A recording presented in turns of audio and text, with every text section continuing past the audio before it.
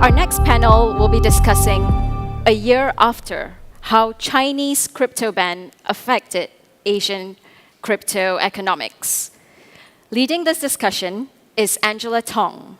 Angela is the editor-in-chief at Jinse Finance and COO at CoinTime.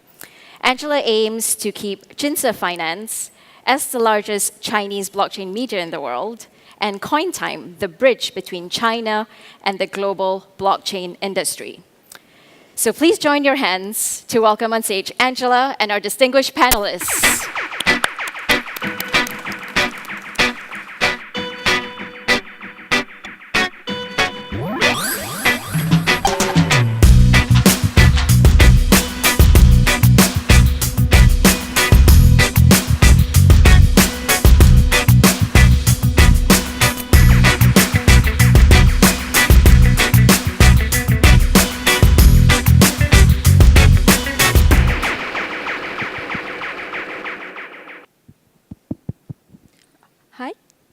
Hi everyone, I'm Angela and I'm from Jinse Finance I am one of the partners of Jinse Finance and Jinse Finance is top 1 blockchain media in China, and now I want to have all the speakers to introduce themselves in a very short way.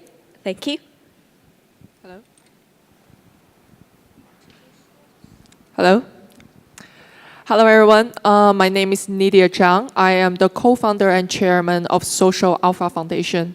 Social Alpha Foundation, we are a non-for-profit grant-making foundation that support blockchain education and also non-commercial blockchain applications that tackle social welfare issues. I'm Kelvin Cheng. I'm the co-founder and CEO of ABCC Exchange. Hi, I'm Jeff Huang. I'm the founder of Mithril and MEG Media. Hi, my name is ZENNON, and I run a consulting company focused on fintech and crypto in Asia. Hi everyone, I'm Alex Liu. I run the Maicoin Asset Exchange, MAX for short. We're a crypto exchange based out of Taipei, Taiwan. Thank you all, and thank you for still with us.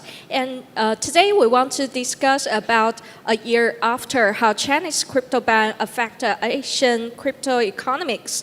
So my first question is for Calvin. So do you think the development of Chinese blockchain industry can really separate it from cryptocurrency? Well, I think to begin with, I think we have to remember that blockchain and Bitcoin and cryptocurrencies are separate. Cryptocurrencies are built on the blockchain, but blockchain technology has a wide array of applications beyond cryptocurrencies. But for China in particular, I mean, to answer your question, firstly, I think even in the 13th five-year plan for the the Communist Party of China, I think blockchain was one of the industries that were mentioned in the 13th five-year plan. I believe the first pilot zone for blockchain technologies has also been started in Haikou in Hainan. And the People's Bank of China has also started a few initiatives to introduce blockchain for trade payments and for digital currencies. And as we all know, companies such as Alibaba are also heavily invested in blockchain technology. So I think that is without a doubt. Now, the problem for China in particular that is going to be different for the rest of the world is that blockchain works on two principles that are fundamentally anathema to the Communist Party. First, anonymity. Second, decentralization.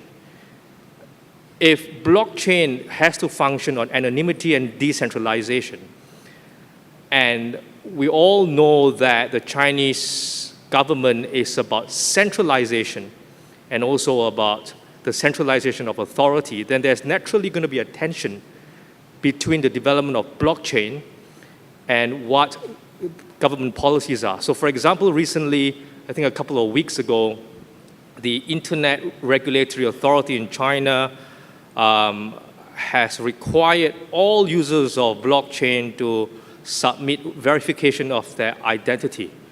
So that's going to be a huge issue for China, especially for politically sensitive issues. For business and finance, I don't envisage as many problems, but because of the natural tendency of the Chinese government to want to centralize authority and want to censor, there's going to be some interesting developments between the fundamental tenets behind blockchain and government policy. Thank you. Just following up on what Calvin is saying, I think those are really good points, and the regulation is quite interesting. I mean, if you think about cryptocurrency, we first started seeing regulation around cryptocurrency in kind of 2013 in China. And why is that? Because cryptocurrency is kind of a challenge to, as you were saying, the government's control and the financial systems. But fundamentally, what you have here is regulation around a technology. You know, we've had databases for decades in the financial industry and other industries, but this is the first time that I think we've seen blockchain technology itself as a whole, regulation around that. So I think how that develops and whether maybe China is a model for other industries around regulation on technology will be quite interesting going forward.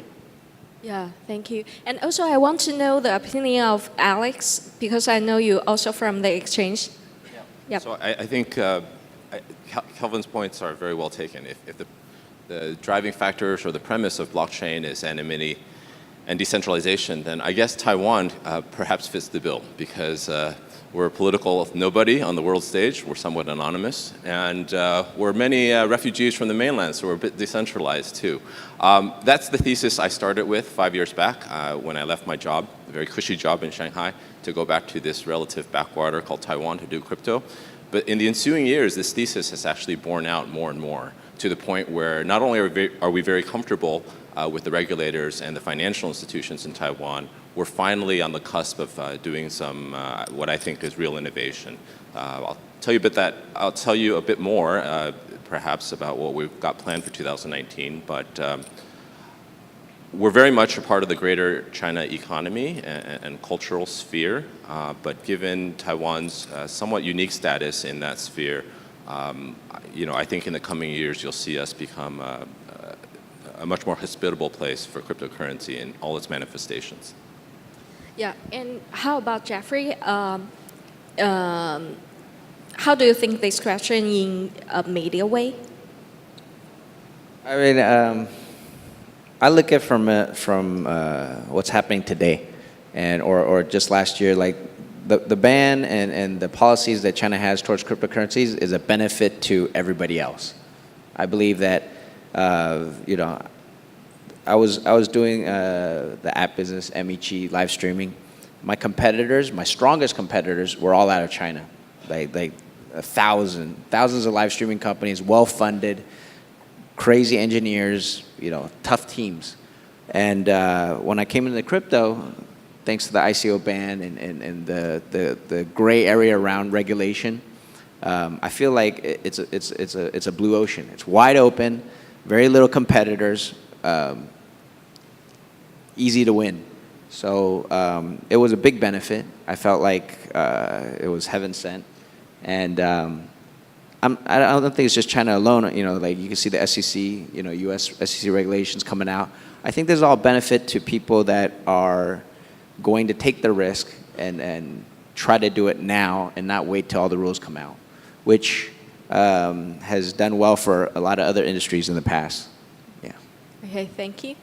And my second question is for NYDIA. So from your perspective as an MPO, how the blockchain industry has been changed? I think since a lot has changed since last year when we were referring to the China ban. I think because last year the crypto community's climate was quite different, and then we were experiencing a very strong hype when it comes to investing, people rushing into the space, and then especially in China. And then I would say a hard stop from the government was sort of expected, because that was actually affecting both on the government level, the financial kind of like a climate level, and also like people's life.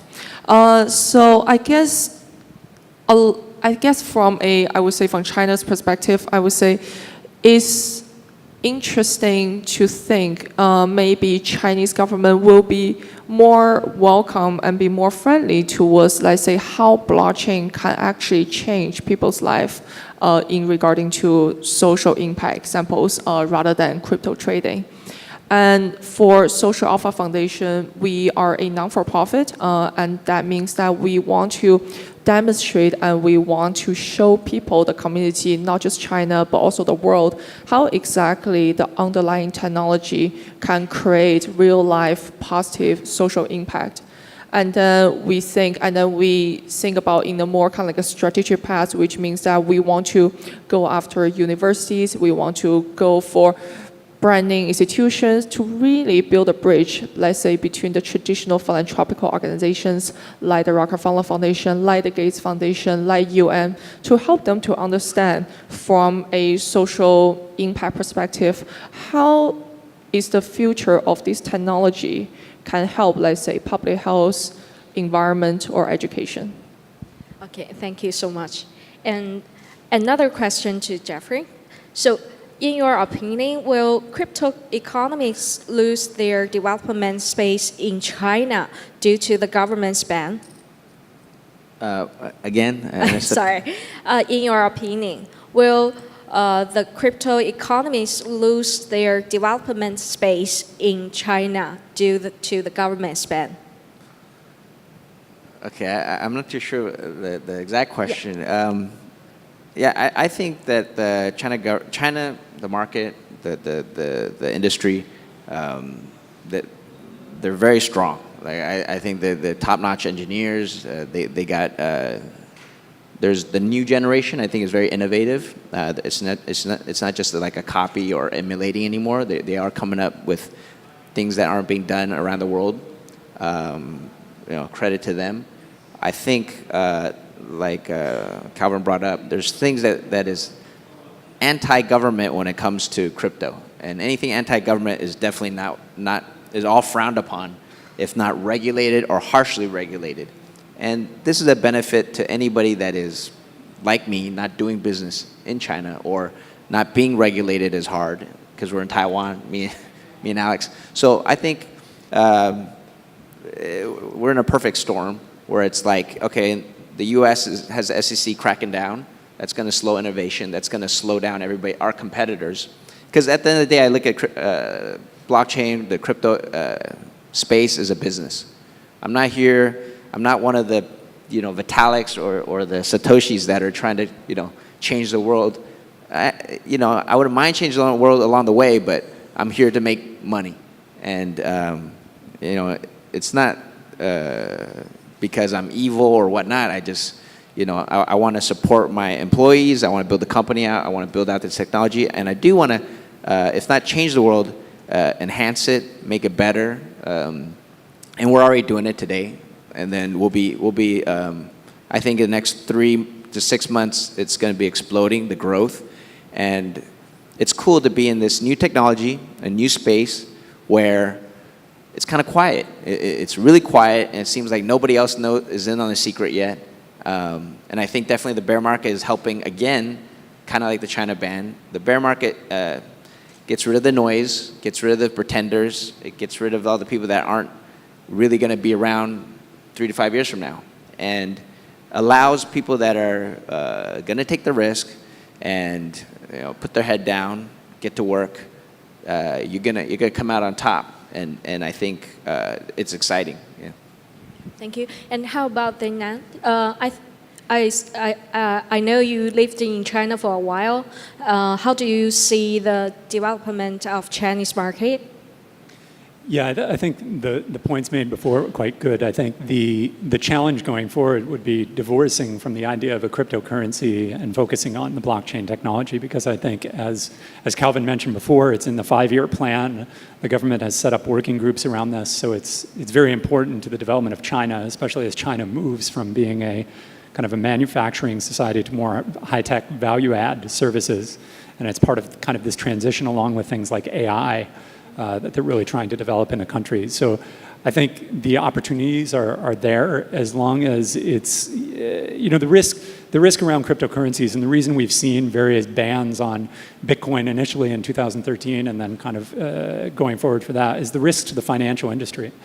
Because originally Bitcoin was, and still is to a certain extent, a wonderful solution to a problem that doesn't exist in China.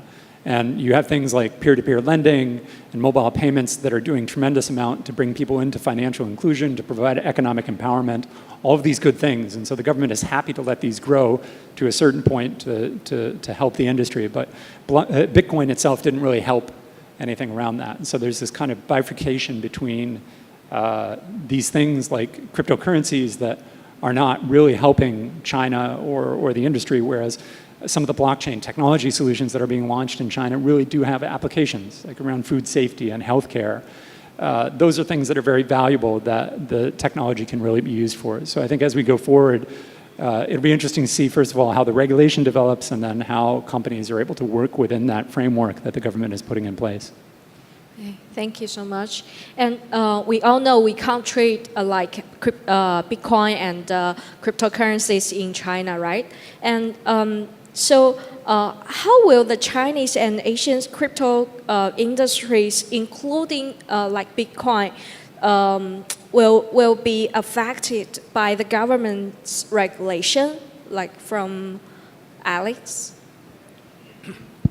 Well, in the case of Taiwan, we actually view our government as very much a partner in this enterprise. They've been, I wouldn't say lenient, but they've been forgiving as far as allowing financial institutions to provide us banking services, to invest in us, and now, as is the case, in developing new financial products. So in the first half of 2019, we're working with the financial regulator in Taiwan to issue what we think will be the first government-sanctioned security token. So in this case, backed by a company's equity. And so for Taiwan and our government there, I think we very much see this as an opportunity. I'll echo what Jeff said about China's temporary stop being somewhat of a boon for the rest of us in the Chinese-speaking world. But I'll also point out that the Chinese crypto and blockchain industry is doing just great. Some of the strongest teams on the planet came from China.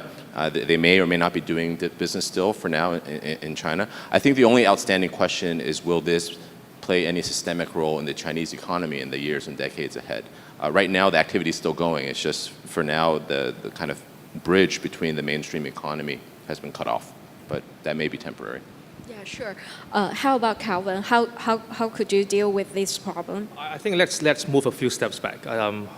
There's an elephant in the room we all have to address. And the main reason why cryptocurrencies and ICOs as they stand right now will always be banned in China is because the RMB is a non-convertible currency. If the RMB can be changed into Bitcoin, then the Bitcoin can be changed to any other fiat currency.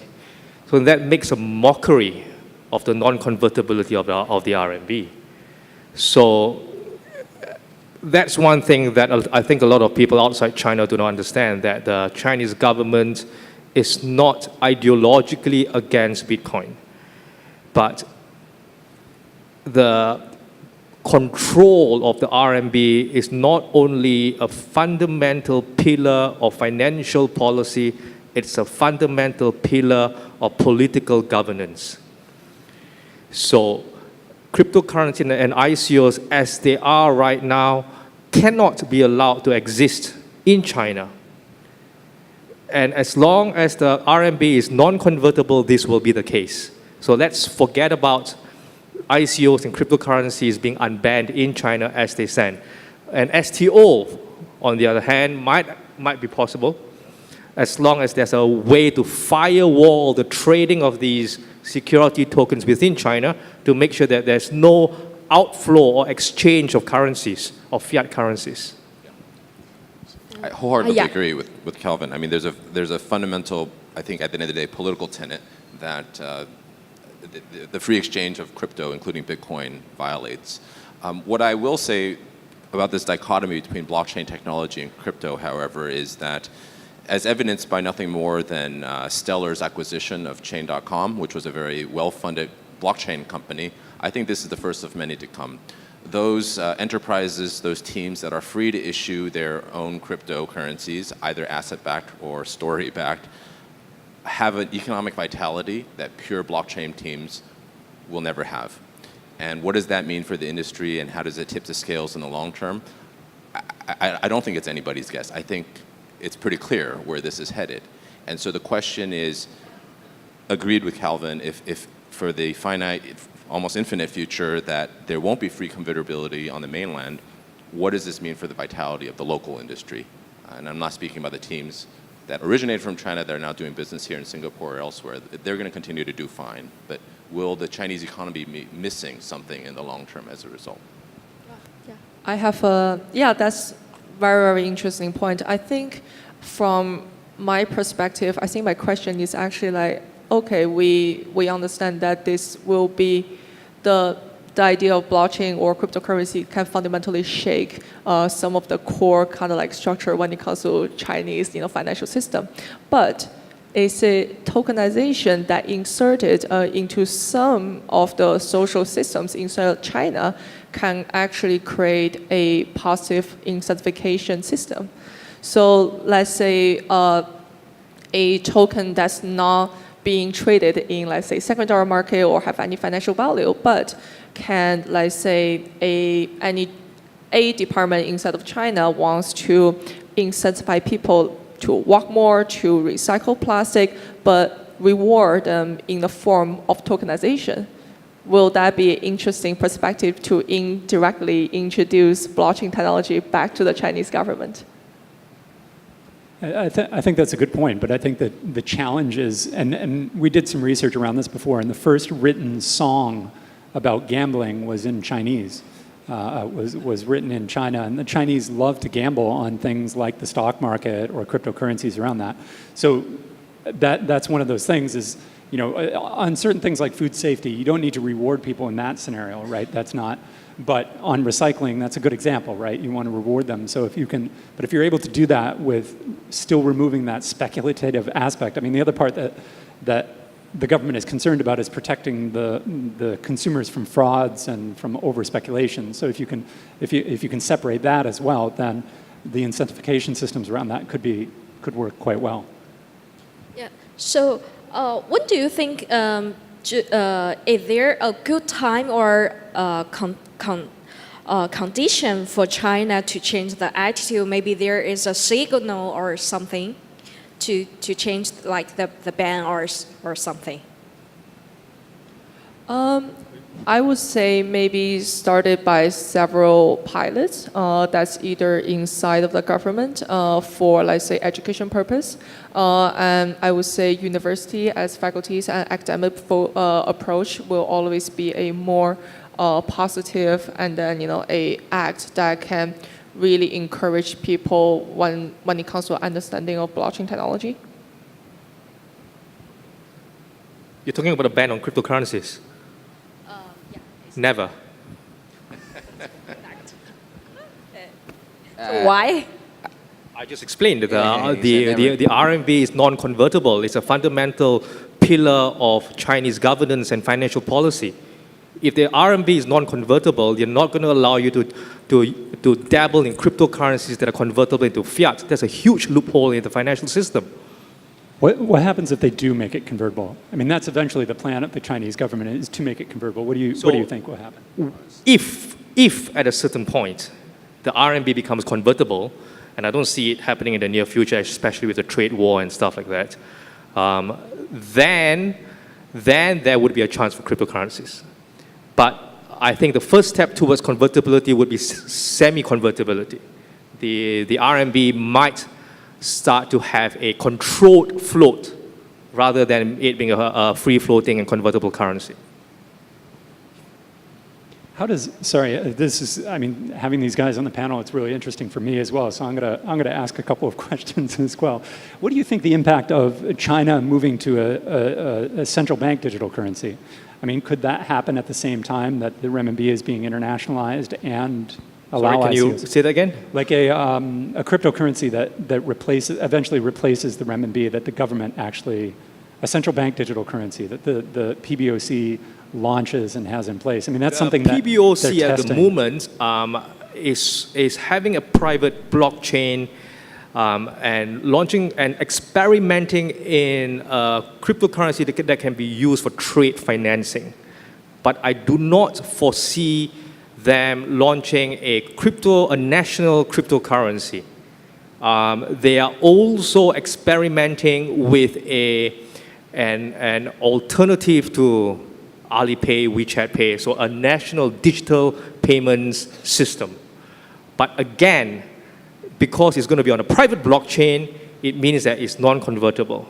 And secondly, there's not going to be a secondary market, a global secondary market. If, for example, the Shanghai Stock Exchange is going to set up an independent closed-loop exchange that doesn't allow the convertibility into a foreign fiat currency, that might be possible. You know, I'm not that deep into financial policies and things like this, like stuff as they're talking about, but I figure, if it is a digital RMB, right, it's the same as accumulating normal RMB. A digital US dollar is like accumulating these stable coins. It doesn't make any sense, or it's not that fun, or it's not exciting, so who cares? I think the only part that is important when I hear this stuff is I start, I love movies, I love, conspiracy theories. I'm thinking, Bitcoin's limited to 21 million pieces, right? And you see the trade war, it's trade war between China and the United States. They're not fighting with guns, missiles, or weapons anymore. They're fighting with money. So could the United States and China, two superpowers in the world, fight over Bitcoin? Who's accumulating, who's fucking around, playing FUD games, trying to lower the price. I got it, you got it, and it's a zero-sum game. If I get more Bitcoin, you get less. You get more Bitcoin, I get less. So are they fighting over that? Are they fighting over Ethereum? Is Ethereum backed by Vladimir Putin, with Russia and whatever? I think it's more interesting in the crypto space when we think of these kind of platforms. Can they change the world, or can they be used as a weapon in a trade war? And I think they can. I think every country needs to be aware of the crypto space and how, with this money or this type of new form of money, can they use it in their trade war or in this kind of financial battle between these two superpowers and the secondary, third players and the real small players. Can they get, like Malta, Gibraltar's getting in there, like tiny players that are like, hey, can I get my foot in here with a new technology or a new weapon in this financial that can boost my economy, boost my, benefits for my country or my society. And I think Japan's leading the way. Singapore's in there. Taiwan's a third, fourth place player, but me and Alex are working with the government to try to get things fired up. And I think it's a really exciting time. And again, risk takers, people that are in here early, still trying to figure this out. It's a good time, because it's a bear market. A lot of motherfuckers got rocked out of here. And, if you're one of the players still standing, last man standing, then you're the winner. So I think things are really exciting. Yeah, I think there is a word said, never say never, right? So Russia has already changed their attitudes for several times. And maybe we just have to do something to make the government change their attitude about maybe just for Bitcoin, not all the cryptocurrencies, not all the industries, right? So what do you think about what should we do to make the government to see the good way of Bitcoin? So. Well, if I could attempt an answer at that. I mean, sometimes we forget indeed how subversive Bitcoin is. It's not directed at the PRC or the United States, and it's directed at all centralized authority, including, by the way, these large nation states. Having said that, is there some middle ground? I agree with Calvin in that maybe it starts with semi-convertibility. If Bitcoin exchange was sort of grandfathered into, let's say, the $50,000 US per person per year quota that many citizens on the mainland are afforded, maybe it starts there. Maybe there is a recognition that, hey, it's my own hard-earned money, and if I want to put a little bit of that into Bitcoin and send that Bitcoin to the country or platform of my choice, it's in my rights to do so. So maybe it starts there. And within those confines, some degree, semi-convertibility between the RMB and Bitcoin is reestablished. And then we take it from there, right? Thank you. I would say there are so many layers into that question. I think we have a long way to go. First, we need everybody from the blockchain space, especially in China, need to work together and have the vision and share that vision. The other part is I think we definitely need some cheerleaders inside of the government that just pro blockchain, not necessarily pro Bitcoin. And again, we need to tackle some of the critical issues that made either the government or a vast majority of the population to see the necessity of blockchain technology, that it will be the time for a major switch of the attitude to change. Thank you. And anyone else? Just going back to Alex's point, I think when China was going through shutting down the exchanges, right before that was happening, and there was a lot of speculation about how they were going to regulate, that was one of the things that came to mind, as it would be relatively straightforward to link these exchanges into that $50,000 limit. But the government chose not to do it, which for us was kind of an indication. I mean, the governments understand what Bitcoin is. Like, China's had people within the PBOC since 2012, at least, that we know, that have been looking at the space. So it's not a question of understanding. It's very clear that they understand the positives, the negatives, and the risks. And they've made the decision for the reasons kind of that we talked about, that at least for the time being, this isn't going to fly. Okay, thank you. Yep. No, like Jeff. the catalyst. I think if they can use it, cryptocurrency as a weapon in the trade war, then they'll do it. No, and I think that idea of treating Bitcoin as just another foreign currency, so $50,000 worth of Bitcoin, I mean, that every Chinese citizen is allowed to change into, I mean, then they have to register with their national ID.